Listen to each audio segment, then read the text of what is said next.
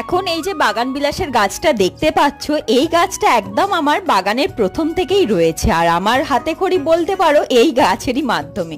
এই গাছটা কিনে এনেছিলাম মাত্র 60 টাকা দিয়ে, আর কালারটা অপূর্ব সুন্দর লেগেছিল আমার। আর তার বর্তমান রূপটা তোমরা এখন দেখতেই পাচ্ছ, নানান শাখা প্রশাখায় গাছটা একদম ঝাঁকর মাকড় হয়ে উঠেছে। আর এই গাছটার ওপরে নানান রকম অত্যাচার হয়েছে, কারণ গাছটা যখন নিয়ে এসেছিলাম আমার অতটাও নলেজ ছিল না কিভাবে কি করতে হয় না করতে হয়। আস্তে আস্তে একটু একটু করে শিখেছি, আর সেইগুলোই আমার গাছের ওপর প্রয়োগ করেছি। তোমরা বললে বিশ্বাস করবে না, গাছটা কিছুদিন আগে পর্যন্ত ফুলে ভরা ছিল। আমি সব সময় কয়েকটা টিপস ফলো করে থাকি, যেরকম গাছের গোড়ায় কখনো আগাছা হতে দিই না, গাছের গোড়ার মাটিটা আলগা রাখি, আর সব সময় ড্রেনেজ সিস্টেমটা ভালো করার চেষ্টা করি, যাতে গাছের গোড়ায় একদমই জল না বসে যায়, কারণ প্রথমের দিকে আমার অনেক গাছই এরকম ভাবে মারা গেছে। আচ্ছা, তোমরা কে কোথা থেকে ভিডিওটা দেখছো অবশ্যই কমেন্ট করে